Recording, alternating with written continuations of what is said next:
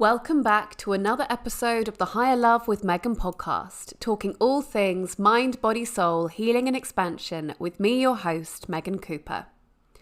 This podcast seeks out wisdom for how to live better, to support our bodies, liberate our minds, open our hearts and nourish our souls so that we can expand into our fullest expression and live with love, vitality and freedom. If you are returning to this space, please do take a moment to rate the show, or you can head to Apple Podcasts to leave a review, all of which enables more people to find me and for me to connect with more great guests each week for both yours and my enjoyment. If you're new here, welcome, and it's great to connect, celebrating you for dedicating your time to self-discovery and reconnection. Our time is our greatest commodity and gift, so thanks for investing it in yourself and sharing it with me.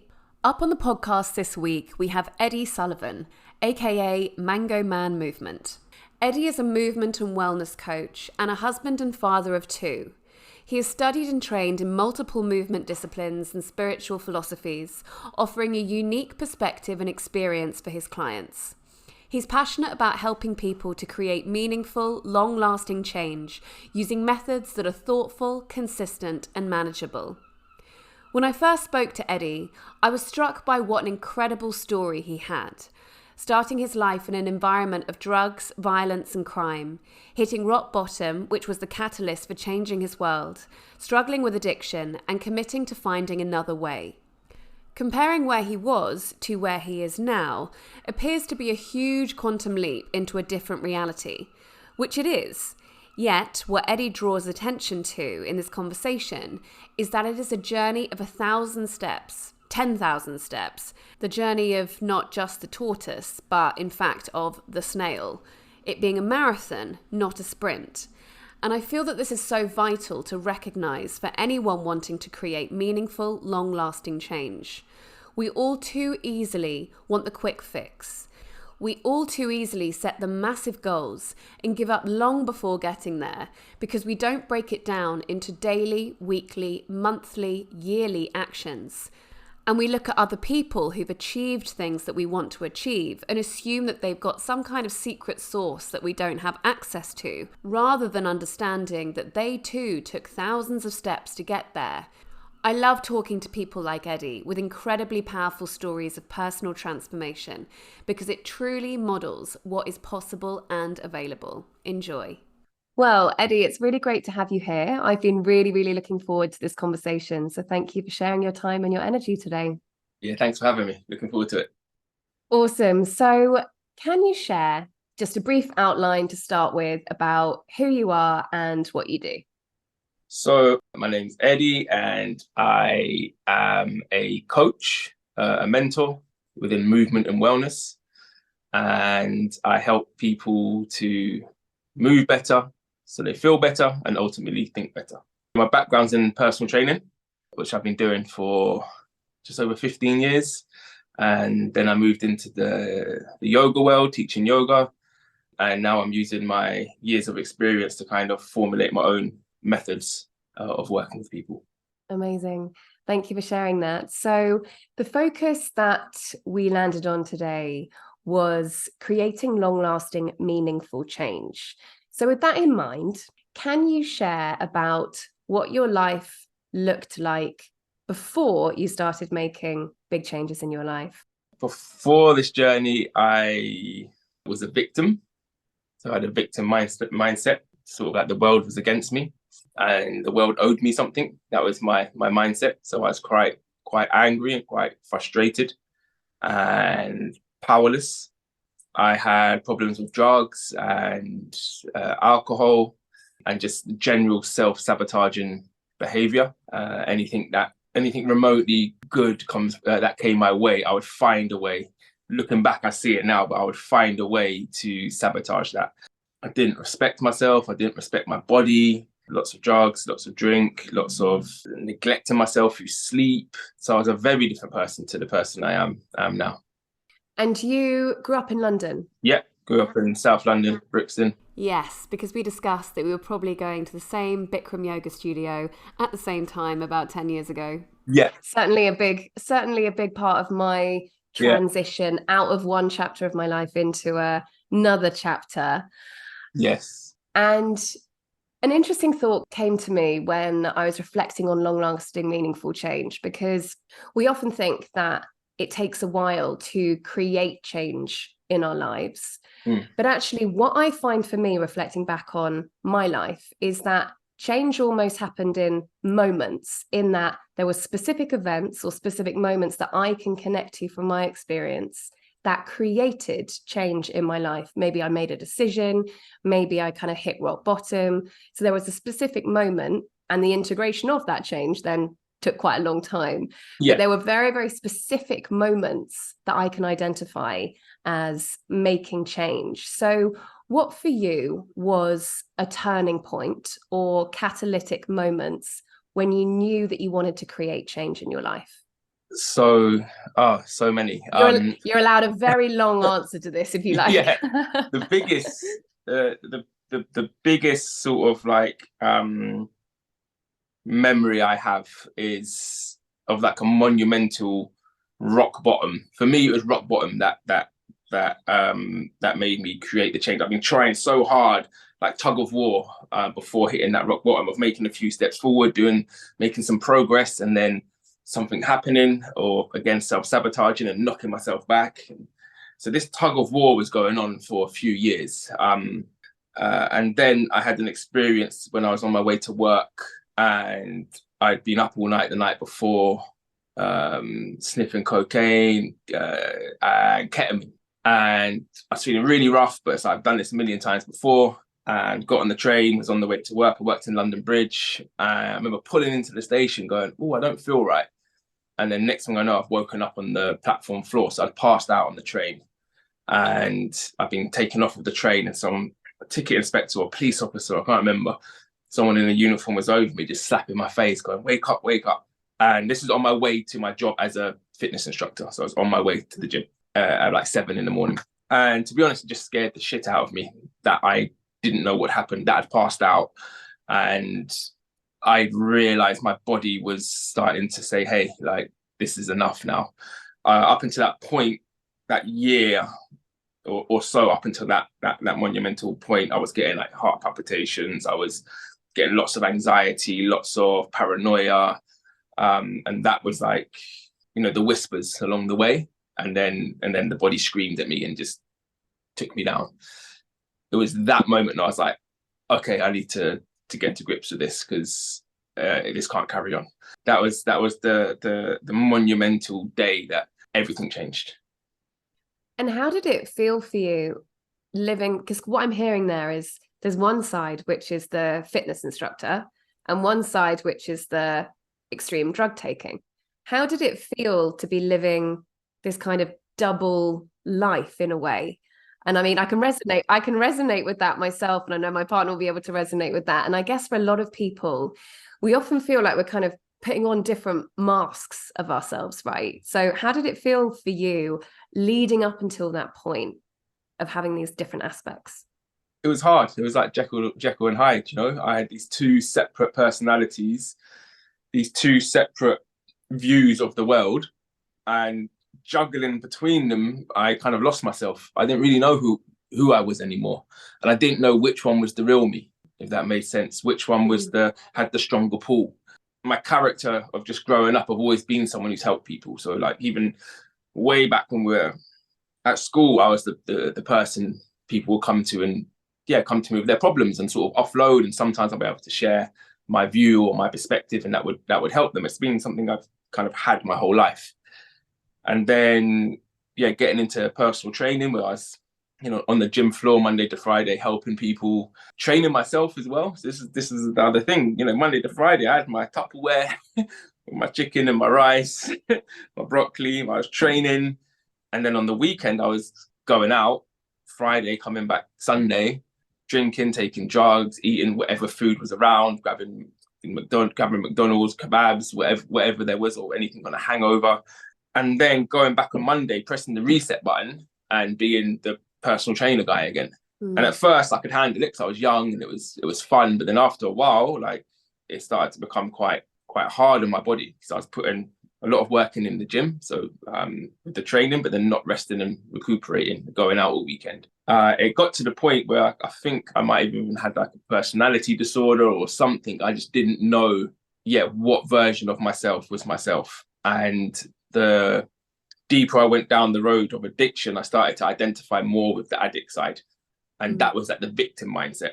I was like, almost like, I very nearly got to the point where I was like, fuck it. I'm just going to be an addict in my life. I'm going to stop working in the gym and I'm just going to go down that road because I'm not strong enough to pull myself out. And that was like really scary. That was in the year or the 2 years leading up to when I collapsed on the way to work.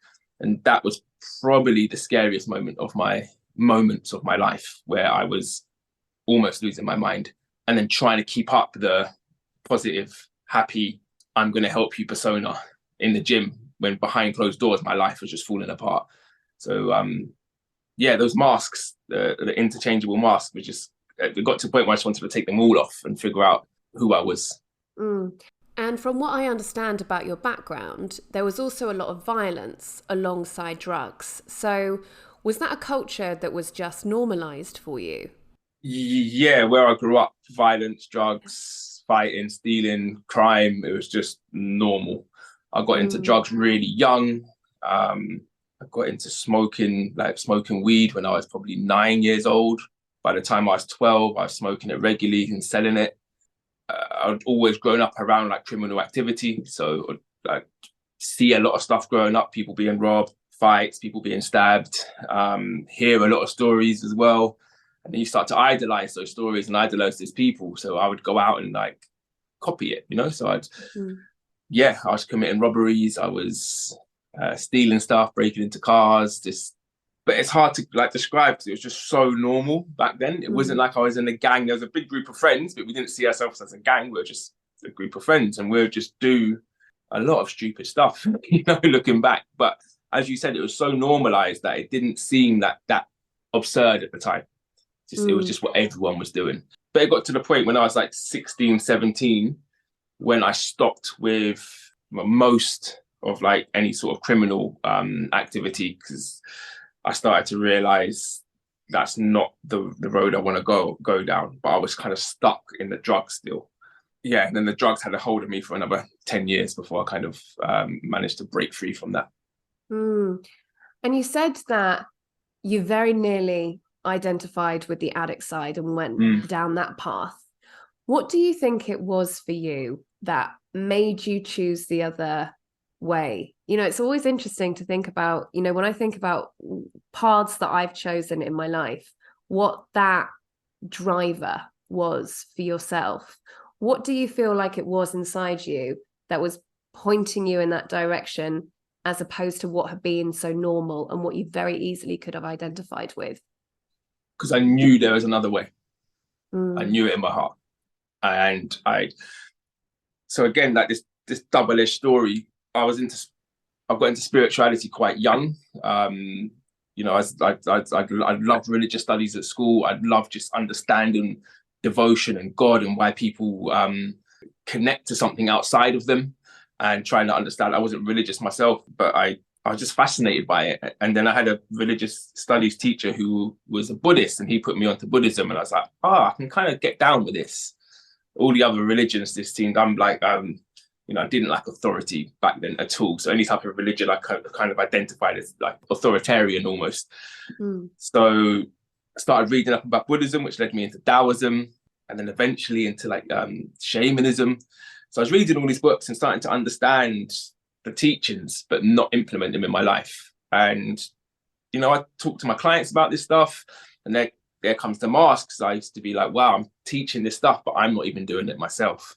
So I knew a lot about what could be possible if I applied myself, but I never knew how to apply myself. And every time I did, I would somehow self-sabotage until I reached that point where I'd realized I was at the rock bottom, realized, okay, I've got a choice here. I'm at this crossroads. The easy choice is to just identify with the addict. The hard choice would be to go down the path that I know is there and I know it's accessible if I apply myself. And I just started to put into practice everything I'd been learning over the years. And yeah, it was hard at first, And a lot of the time I took on too much. And that's how I've kind of learned over the years about the methods I work with when I work with clients, about doing the doable, right? So a lot of us, when we want to create change, we look at the extravagant, and we look at where we want to be, and we try to reach up to that place already, instead of staying on the level that we're on and looking and going, okay, what could I be doing that I'm not doing before I start adding anything else in? Can I do the doable?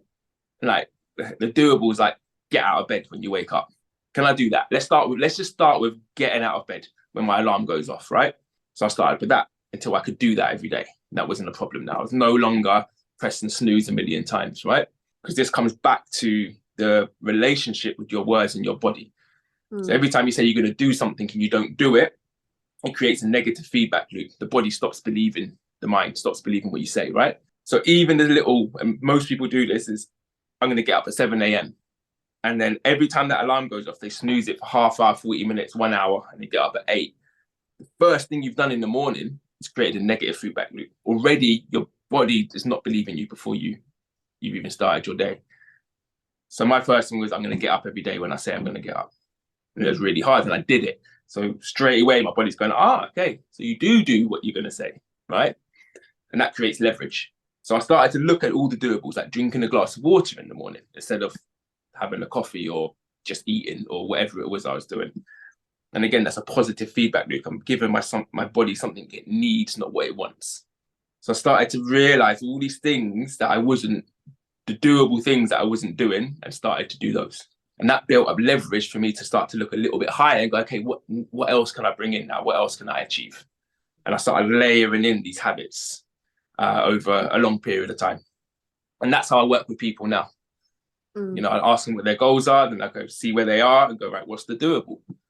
And you create these very small changes, and it creates leverage for bigger changes down the road. But it took me years of exploration to figure that out.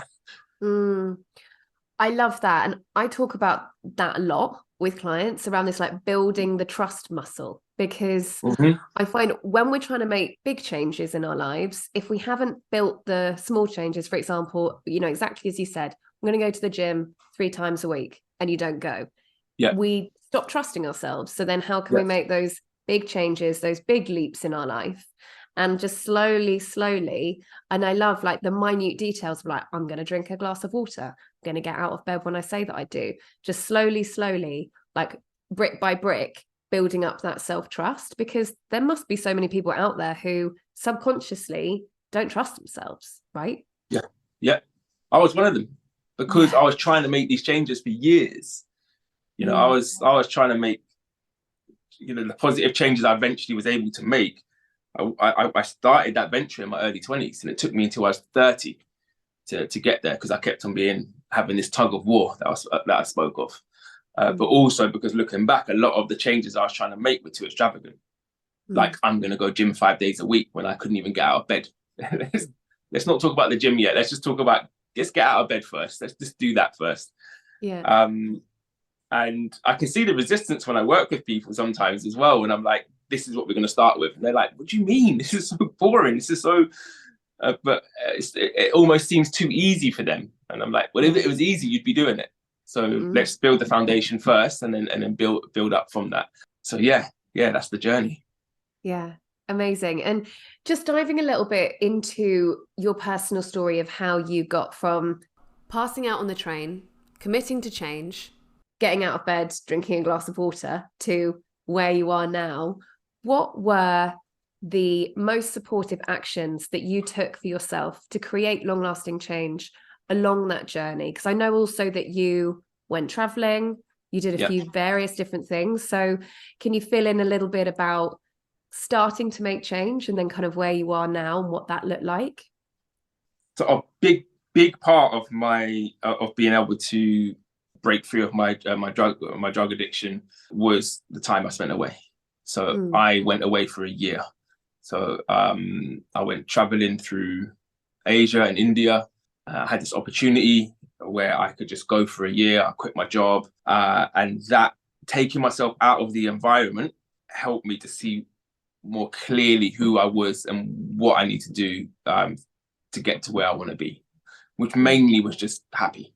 That's where I wanted to be, because I wasn't happy. The reason I was taking drugs, the reason I was self-sabotaging is because I wasn't happy, because I was living a life that wasn't aligned with the life I was supposed to be living. Because I believe in that as well. I believe we all have a life path, and as soon as we deviate from that life path, life gets hard.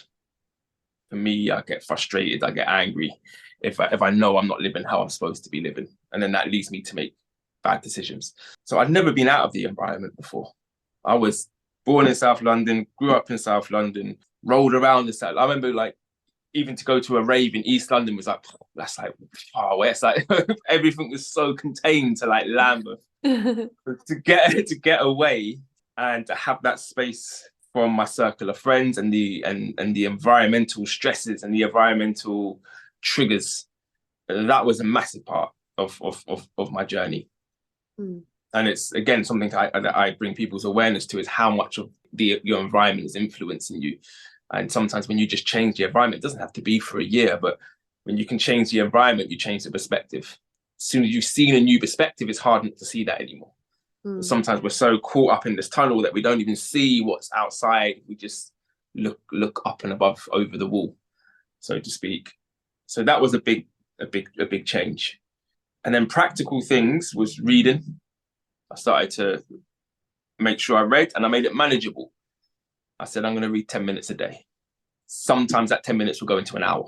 But I had a minimum of 10 minutes a day. I could always know I could pick up and read 10 minutes. Sometimes it was literally put an alarm on, get my 10 minutes done, and then put it down.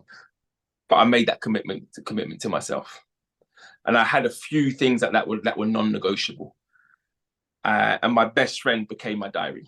So I'd have a little diary in my pocket where I'd just write everything. The night before, I'd write down all the things I need to do. So like wake up was the first one.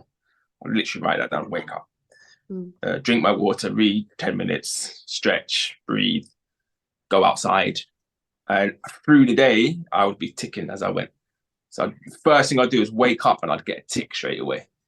And again, this comes back to the information that we're putting in the mind to body connection. So I woke up and I got a tick, and my body's like, yes, you're up. You've done that. You've done the first thing on your list. And it creates momentum for the next thing.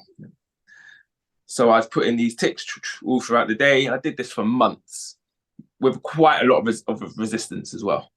It was hard. Some things were easier, some things were harder.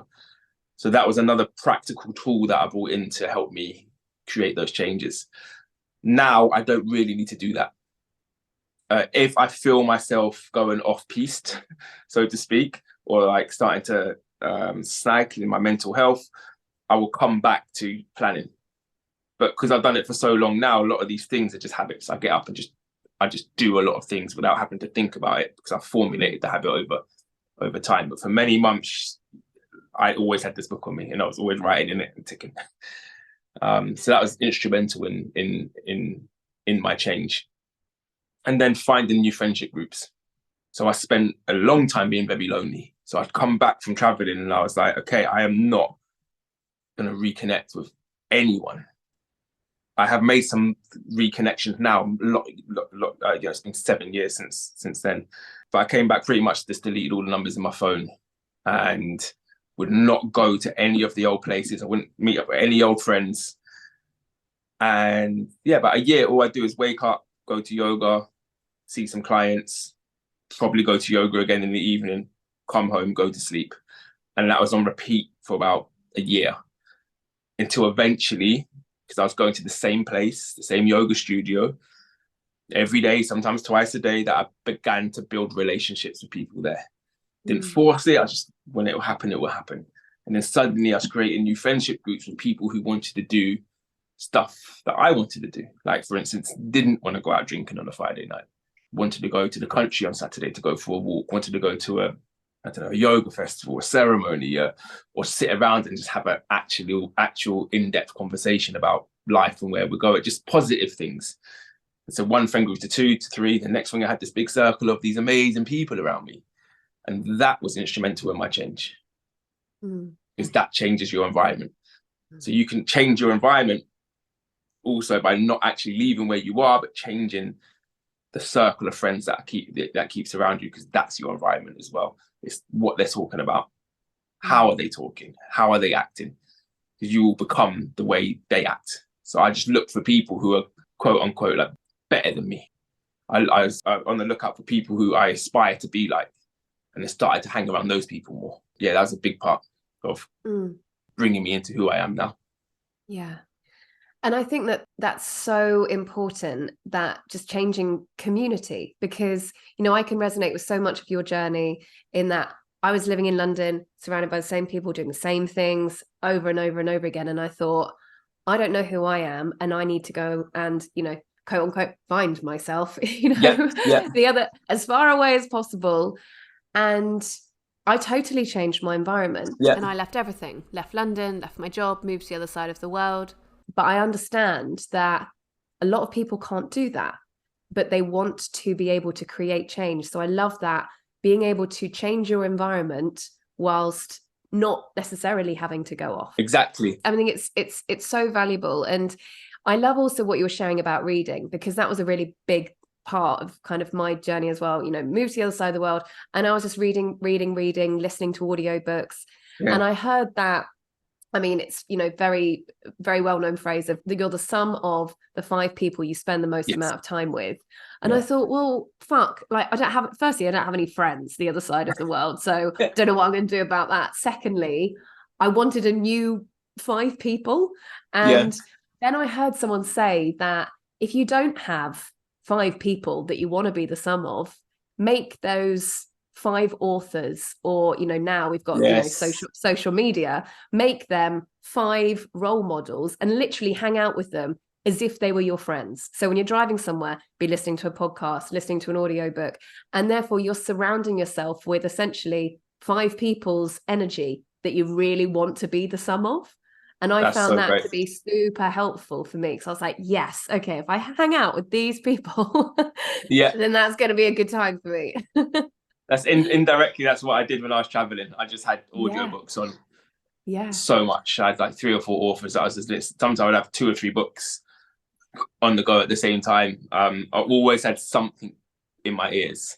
And that helped massively.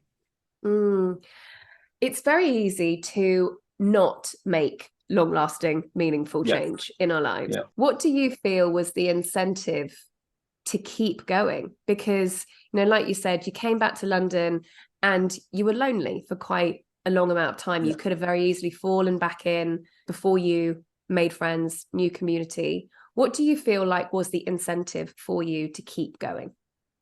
Seeing the change. So through my yoga practice, I was quite aware of myself by this point, of myself, of my body, and of my surroundings. So a lot of the time in the yoga practice, my teacher would guide us into, you know, what's changed, you know, what feels different in your body. So we're constantly sort of checking in throughout the practice, and I started to do that with my life as well. Like, where do I feel more space? Where do I feel more positive? Realizing that suddenly a negative thought pattern isn't there as much. Bumping into people and meeting people spontaneously. And then looking back now, realizing there was never nothing about it was spontaneous.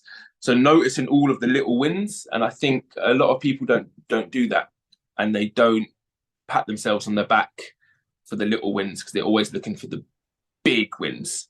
So the more I noticed the little wins, again, that built leverage again, the more I started to believe that if what I have done is created this amount of change, how much more change could I create in 6 months or a year or 5 years or 10 years? So that encouraged me, almost like the evidence as I was putting this stuff into practice.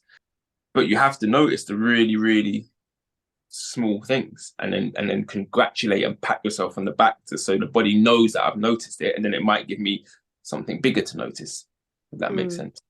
Yeah, absolutely. And I whilst you were talking, I was really thinking about going to the London Bridge Bikram studio, because I know that's where I used to go to. And it was that, for me, was a really, it was a big shifting chapter in my life. And I was just feeling into those times of, I remember going to the studio. I mean, bear in mind, this is a hot yoga studio. The idea of doing this now makes me feel very ill. Literally having a cigarette outside, going to the yoga class, and then getting out, having a cigarette on the way back. And then I started not having a cigarette after leaving the studio because I was like, oh, my body feels good. I don't actually need to put this in. Yeah. Then recognizing that I didn't want to do that before I went into the studio. And then noticing things like going to the Tesco's or whatever across the road and, you know, buying a sandwich or whatever and saying to the checkout person, hey, how's your day going? And like, you know, them in South London, it's like, you know, virtually leap back. Like, oh my God, someone talk to me. And then you get on the tube and you're not the one pushing. And actually someone knocks into you and, you know, you're the one just being like, oh, no, it's so cool. Don't worry about it. And it was those tiny little changes that I was like, wow, the yoga's working. You know, something's happening. It's doing something. Totally. But I really, really resonate with these like very small changes that are not the huge, enormous things, but actually built upon one another. They are the big change working out, right? 100%. And they're the changes that count when you bump into someone you haven't seen for 6 months. And what they see is the quantum leap. Yeah.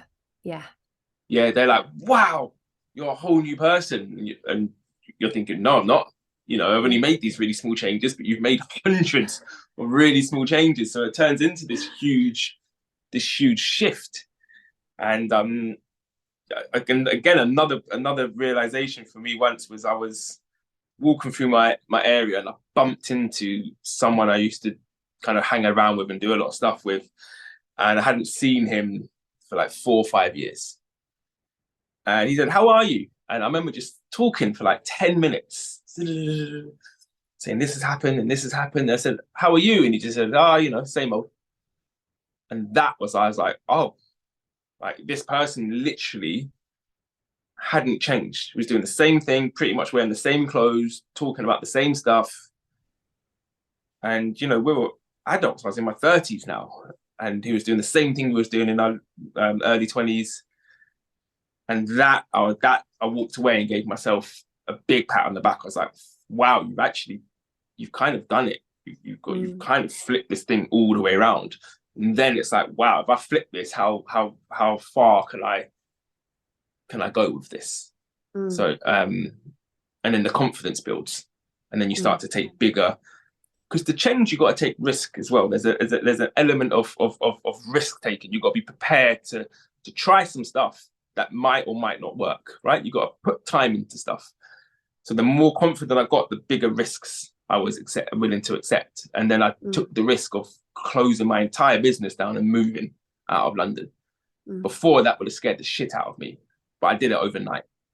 Got the call. My girlfriend, my now wife, was like, move to Worthing. And I was like, okay. And I didn't have much belongings. All my stuff fitted into a backpack. So I packed up my backpack. She picked me up the next day and we moved to Worthing, just like that. But that would have taken planning. I probably would have talked myself out of it, because I was just so open to the direction my life was taking. I was willing to take these leaps. Yeah. They were less scary. Yeah. And I love that, being courageous enough to take radical leaps in our lives, because, you know, I've taken some really big leaps, leaving careers, changing countries, staying abroad for a long time, coming back. That was also a big leap. And being prepared to actually burn down, let's say, things that we've built, and not being afraid to do those things. And, you know, interestingly, when I moved to Australia and I quit my corporate career, I transitioned into teaching yoga, and then I moved to Australia, and, you know, someone said, you know, oh, are you nervous for your trip? And then, you know, someone else was saying, oh, what did you do to like prepare to move abroad? And I was like, I literally just bought a ticket and like got on a plane and just didn't have a job or anywhere like that I knew that I was going to live, or any friends. But I think that you just, firstly, that trust piece comes in. And secondly, I think trusting life in a way to, you know, you start kind of seeing the signs, or just trusting that you're on the right path. 100%. And it comes back to, you know, that building that leverage and that communication, that information between brain and body, that you do what you say. So you can't, how are you going to believe in life or trust life if you don't trust yourself? Mm. So you have to be able to believe and trust yourself first. So if you haven't got that, trying to trust life is going to feel very hard. Mm. And then the trust for life comes naturally because I had so much trust in myself, and I wasn't in fight or flight. I wasn't scared. I wasn't anxious. I was very like centered in myself. That I remember my mum saying, like, because I closed overnight. Like, right, I've just stopped doing everything in London. I had like 3 or 4 businesses running that kind of were under an umbrella, but all separate things. So I closed all that down. I moved to wherever. And Mum said, "What are you going to do?" And I don't know. With a big smile on my face, I just don't know. How amazing! Can't wait to find out. She was like, oh, rolling her eyes, but also fully seeing it and believing in me because she's seen the changes I was making. So I was living at home at this point. So that's another thing. When I came back from traveling, I just moved home, and I wouldn't have been able to do that. I was 31 when I moved home. 2 years ago, my ego wouldn't have let me move back to my mum's. No way. That would have been a big thing. It would have been like a failure, right? Oh, I'm 30 or 20, 28 at the time, and I've got to move back to home. I've been, moved out for so long, but then realizing it was such a blessing. And I got to spend this amazing year or 2 with my parents, and it was like a launch pad for me to go into my next stage of life. But yeah, it was so great coming down here, not knowing what I was doing or how it was going to work. And it all worked okay. And again, that was more evidence to just trust in life and myself. Yeah, absolutely. And I love that, bringing excitement to when we don't know what the next step is, because I know that for that freaks people the fuck out, not knowing the next step. But actually, it's a really exciting place to be if you can reframe that. And I think creating that safety within yourself, because building that trust muscle creates safety that, okay, if everything goes tits up, I know that I'm going to be okay because I trust myself and I'm safe to cope with and to work out whatever comes my way. So I love bringing attention to that reframe of like, oh, it's actually exciting when it's not all in place. It's the curiosity. Totally. We are curious beings, Yes, 100%. Curiosity always. Yeah. You mentioned earlier in the conversation about resistance. You said that when you were making these changes, when you came back to London, there was resistance that came up. What did you do when that resistance came up, or how did you handle that resistance? I would move through it sometimes. So I knew that if I was finding resistance, I was thinking too much. So a way to get out of thinking would be just to get up and do some movement. So that was one way. When I realized it was getting too much. 2, find resistance, do it anyway. Okay, that was it. So I'd go up like a bull butting horns with another bull. I'd be like, right, I'm finding this thing really hard, but I'm gonna do it anyway. And so that was my mantra for a long time. Like, I don't want to load the dishwasher, but I'm just gonna do it anyway. Oh man, how many times I did not want to go to yoga in the morning. I love practicing yoga, love it. And there's this thing, I'd wake up in the morning like, fuck that, I could not be bothered. And I was like, no, do it anyway. And I'd go there with resistance the whole time. I don't want to do it. Okay, I talk myself into, I just go there and just sit and meditate. And I get to class, end up doing the whole class, smashing it and feeling amazing.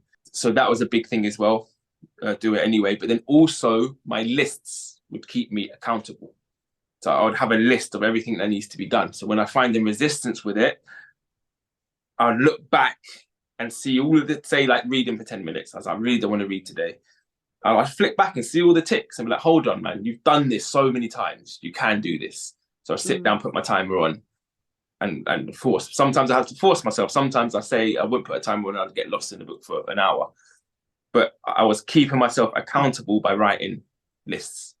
And when you're first getting into this journey of self-discovery and change, journaling and making lists is really important. So you can actually see in front of you what needs to be done and the order of things. And it makes you remember what you're supposed to do. Otherwise, we can on purpose almost forget. We put it to the back of the mind. We go, but when it's written on paper, you can't get away from that. And I've got to put a big X next to it if I haven't done it. So I want those ticks every day. So yeah, that's a few things. I love that. I think I'm going to start making a few lists myself for various things. When you're working with clients, what do you find tend to be common roadblocks for people making long-lasting change? We've mentioned a few things here along the way of environment, not trusting yourself, various things, but what do you find, or are there generally, would you say, common roadblocks amongst clients really implementing change? The most common is self-belief and the narratives that are playing. Yeah. So again, this goes back to not trusting themselves, genuinely because they're not doing the doable. Yeah. Yeah. So going back to what I said before, of each client, I would speak and I kind of get a feel about their life and how the hell they live, and I'll identify the doables. I'm like, so why aren't you doing this, this, and this, and this? Okay, let's look at how we can bring those things in to build that trust. So it'd be limiting beliefs of what they're actually capable of, usually due to a negative feedback loop with the mind and the body. Not doing the most basic of stuff. So there's a self-worth there as well. Like if you're not getting out in the bed every morning, the self-worth is down. If you're not drinking some water to hydrate in the morning, it could be a subconscious, it could be conscious, but subconsciously your self-worth is down. So looking at ways that we can build self-worth. But the biggest thing is extravagant goals. They don't seem too extravagant. Like, I'm going to go gym 4 days a week. If you're not getting out of bed, you're not going to get to the gym 4 days a week. Let's start with you go gym once a week and then build on that. Those finding what's manageable. So most people are looking at the unmanageable. It's a dream, isn't it? It's like they're dreaming of where they want to be and they're acting as if they're there already, doing all those things. It's like you have to take the stepping stones there, so to speak. And something that I hear a lot is this, well, I've already tried and failed, so what's the point? So this lack of self-belief, this lack of self-worth.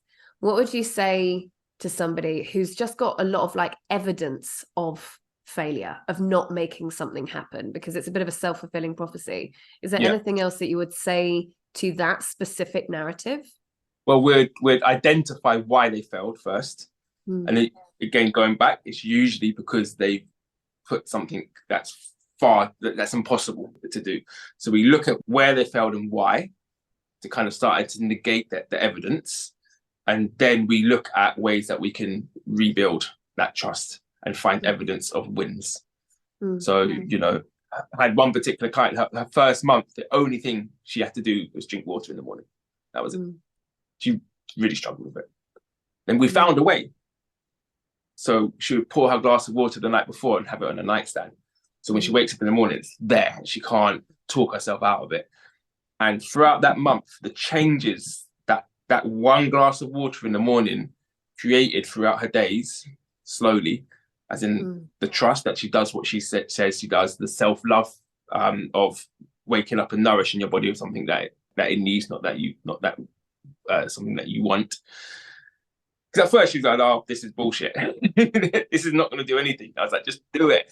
And we had accountability, so she had to message me every morning when she'd done it. And that was like month one, amongst other stuff. That was like the main change, and that then gave scope for making much bigger changes in month 2. But again, it's finding the manageable thing. Yeah, what was coming up for me when you were talking about that was, I think it was a book that I read a long time ago, and it was talking about master habits, in that there's one habit which is relatively simple, perhaps in its essence, but as a result of that one habit, it creates like a whole cascade of other habits as a result. And I really experienced that when I was living in Bali in Indonesia for a few years. I gave up alcohol because alcohol still really tied me to an old identity of lots of partying, lots of going out.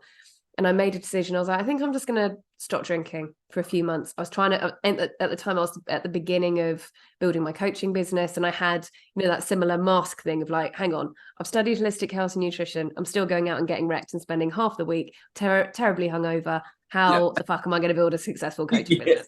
So I gave up alcohol, and I gave it up for 3 months. Then it became 6 months. Then it became a year. Then it became a couple of years. And when I heard this concept of master habits, I was like, oh, that's what alcohol has been for me, because I was getting up earlier in the mornings because I wasn't hungover. So I was going to the gym, and then I was like at my desk earlier so I could work more. And then when I was going out, I was, connecting with people better because I wasn't in a, hungover haze. So actually then my friendships changed. I was getting more sleep. And, one thing at a time, but actually it was coming back to this central habit change. So that was what was coming up, that actually just these tiny little things. I mean, giving up alcohol is not a tiny thing, but it's a big one. But it's just this one habit that creates a whole cascade of things. It compounds. Yeah. It compounds, and that's what most people overlook, the simple, doable, easy things, and how they compound and create leverage. I keep saying that word, but that's what it's about. For bigger changes. And if you come back to the simple things, that's how you make the biggest changes. You don't make the biggest changes by trying to change this thing that's so far, so out of reach. You start by like bringing it home, doing the basics, keeping your house tidy, basic stuff, and then those small, like I said, those small steps, those little 1% over a year, that's 365%. That's 3 times in front than you were before. And then that's the quantum leap. Quantum leaps don't happen overnight. They happen over a long period of time, but they seem like the shift feels like it happens overnight, but it hasn't. It's been a process of so many smaller changes up until that big shift happens. Yeah. I know that a lot of people shy away from making change because they have a fear of upsetting somebody in their life, maybe a loved one who doesn't want them to change or is more comfortable with them in an old identity, or feeling like they're not gonna be part of their friendship circle anymore. And I know that we've discussed, finding new friendships. What would you say to somebody who is very much in that mindset of, I don't really want to change because then I'm afraid of judgment from other people? I'll say, fuck it. I'll look them in the eye and I'll say, fuck it. So I sometimes, I like to be quite confronting, and I don't like to tiptoe around stuff. But if there's a change that you need to make, and it's going to make your life better, and you're not doing it in case you upset someone else, or in case a certain friend doesn't like what you're doing, fuck it. Do it anyway. But I've been there myself with yoga. I wanted to go to yoga for years, but I couldn't because of the people I hung around with. They couldn't know that I was going to yoga.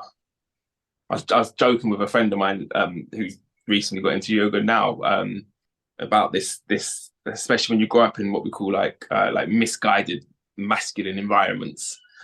But yoga was like, you didn't even stretch when you went to the gym. It was that sort of environment. You go gym, you lift really fucking heavy, and then you walk out the gym. You don't do any stretching.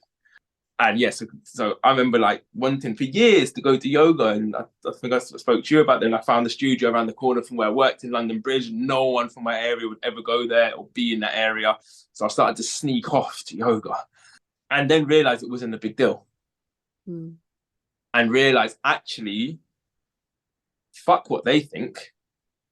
And the evidence was right when I bumped into that friend I spoke earlier of, when 5-6 years has passed and he was still in the same place. And I'd gone off and I'd done my yoga and I started doing all these things that I wanted to do that I was scared what people would think about doing, and started to doing them and having the positive effects. And I transitioned away from that completely. So the person that you think is going to judge you about something may not even be in your life in 2-3 years' time. because you may actually transition away from that person, or they might be there, or you might end up inspiring that person to jump on the journey with you. But because I've done it for so long, putting other people in front of my own sort of needs, or what, you know, or taking a direction in life that I know I should be taking, that when people I'm working with are experiencing that, I confront them on that quite strongly. Yeah, I love that. I love that response. Fuck it. You get to a point where you have to stop not caring like so much, but you have to put yourself first. And we live in a society now where if you put people don't put themselves first, right? Because I think there's a fear of looking arrogant or egotistical, or a fear of looking like you don't care. But there comes a point where you have to stop everything and put yourself first. If you lose your health, you will have to do that anyway. Right? So you might as well do it now and take control of your life and create a healthy, happier life before something happens in your life where you're forced to put yourself first. So I try to motivate and inspire people to take that leap. And if it causes temporary, because it will, majority of the time will be temporary discomfort within your environment, the wins that when you get past that temporary discomfort into long-term comfort, maybe comfort's not the right word, but a lot of these narratives around, if I do this person's going to think that, is a temporary thing. It's very temporary. You need to look at one thing we do with my clients is we zoom out. So we look at years. We don't look at hours, days, and weeks. We look at months and years, especially in the sense of programming, habit changes. We're always zooming out. If a year is not big enough, we zoom out to 5 years. Because when you're stuck in the intraday stuff and the day-to-day, week-to-week stuff, everything is overwhelming. When you're able to zoom out, you realize that a lot of this intraday stuff is bullshit. It doesn't actually matter. But when you're in it, it means everything. This person's opinion means everything. What she said means everything. When you zoom out, you realize none of that actually matters. So we're always zooming out. We're looking at 1 year, 5 year, 10 years. That's what we kind of start with. And then we start to zoom in from there. Because if you're starting with the intraday stuff and the weekly stuff, you have no idea really where you're going. So you have to zoom out first and then zoom in. But then we're constantly like pulling in. Yeah, I love that. Being able to hold both at the same time. Yeah, for sure. I'm guessing that you're not a fan of quick fix culture, are you? No. So my methods, I say my methods are the energy of the snail, energy of the tortoise.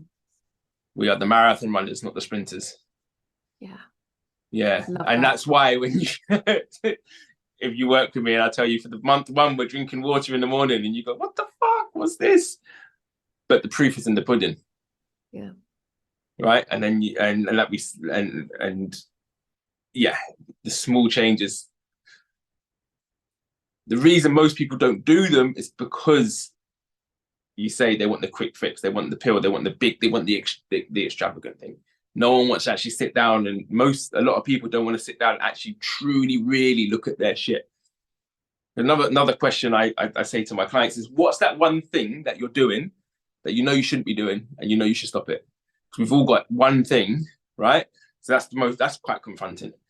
So before I give you a diet plan, or a meal plan, before I give you a workout routine, before I give you a morning routine, what's the one thing that you're doing right now that you know you should stop, but you know that's holding you back? Let's look at that first.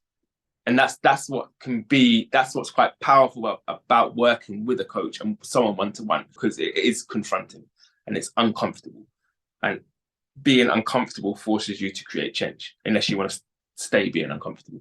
Discomfort's great. Yes, love that. Discomfort is great. Yeah. And it's also a pattern interrupt, right? Because we're so ingrained in our habits, in our patterns, and actually working with somebody else, they can illuminate your blind spots or show you actually that you're caught in a belief pattern. Because I mean, for me, I didn't even know that my beliefs were like the lens through which I saw the world, and that it was possible to change that. And I needed those pointed out to me because then you get to question. It's like, oh, what if I did actually believe that I was enough? What if I did believe ... What would the world look like if that happened? And then make that a reality. And a lot of our the narratives that come off of the beliefs are ingrained through our movement patterns. So not that movement, it's not just the way we exercise, it's the way we do everything. It's the way we brush our teeth. It's the way we put the coffee on. It's the journey we take to work. It's the way we eat. It's what we eat. It's all of these patterns ingrain a story. So sometimes when you can disrupt even the order of the morning patterns, or what you do in the morning, it disrupts the whole story and gives you time to create a new story. So for instance, something I do with some of my clients is I work out, do you put your trousers on or your socks on first? And they have to think about it, and they work it out. So for the next week, you're going to do the other way around. So if you always put your socks on then your trousers, now you're going to put your trousers on then your socks. So what it does, again, it breaks the movement pattern, the cycle, because a lot of us are on autopilot, and a lot of the narratives in our head are also on autopilot. So when you take yourself out of autopilot and you change what you're doing, like another really powerful thing you can do in the morning is brush your teeth with your other hand. Yeah, try it. It changes everything, right? And so we find these little what are called disruptors. Let's disrupt these patterns just by doing. You don't have to do something new. You just do it differently. And that in itself is so powerful. I've done it with so many clients, and they're like, "Wow, I feel like a completely different person." And a lot of them aren't doing things, the habitual things that they've been doing, like even drinking coffee. Because drinking coffee is the precursor. Is what you do. If you go for a wee, brush your teeth, drink your coffee, as you're brushing your teeth, your body is already getting geared up and ready for the coffee. So you go into autopilot. If you change the things you do before you have the coffee, quite often you get to the coffee and you go, oh, I don't need that. Or I don't even want it. Because you're just going into blindly putting the coffee on like robots. Yeah, there's all these little disruptors that we can work into people's lives to help change the narrative. I love that. God, Eddie, I'm going to be such a mess tomorrow morning. I'm going to be wandering around the flat with like just my socks on, trying to do my teeth with my left hand. I'm like, Eddie made me do it. Yeah, let me know how it goes. Oh, okay. This is quite an abstract question, because I know that we gain our wisdom, obviously, from going through the experiences that we've been through.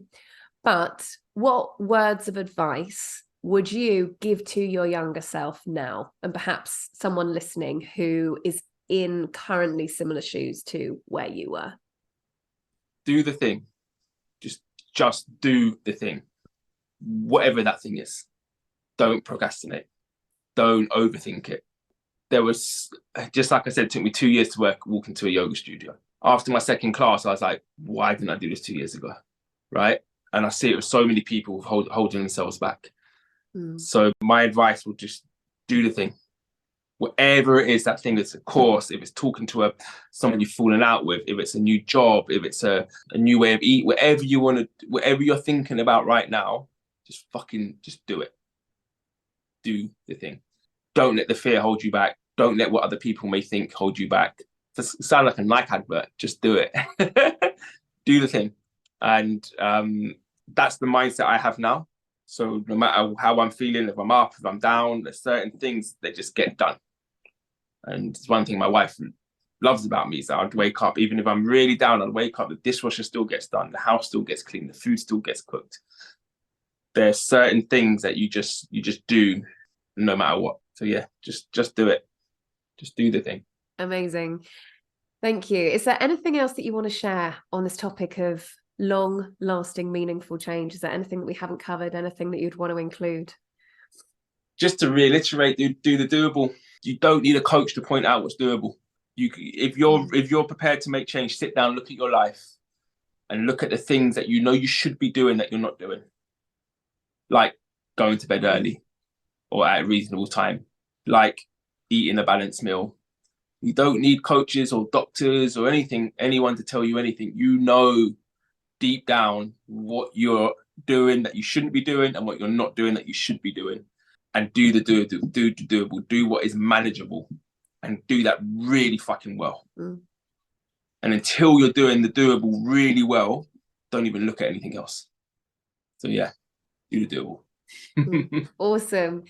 Can you tell us a little bit about how you work with people? What does that look like? And I know also that you are hosting men's circles and getting more into men's work. So can you outline what all that looks like? So when I work with people one-to-one, it's either online or in person, depending where they are. And we have at least one session a week. Some people, they choose to do more. And we go through a 3-month program. So you get 3 monthly programs that we kind of move through. We create those programs together. It's not prescribed. We have a talk. We outline or look at the whole all of your life, work, relationships, fitness, health, and we create a plan together that's manageable and that's doable. And then we move through that plan. That could involve movement. It could involve breath work, life coaching. It's all bespoke, depending what the person needs. Then outside of that, I run men's circles in Hove at Flow State. The next one is on the 22nd of September. And I run retreats. So in the UK and abroad, movement retreats, men's retreats. And I teach classes at Flow State as well. So there's movement classes there twice a week on Saturdays and Mondays. Amazing. Thank you so much, Eddie. This has been such a great conversation. So thanks so much for sharing all your wisdom. Thank you. I hope you took away a lot of great inspiration and practical tools from this conversation. I have many friends who've worked with Eddie, attended his classes, and more recently attended his men's circles, and I've heard so many accounts of his unique blend of approaches and modalities.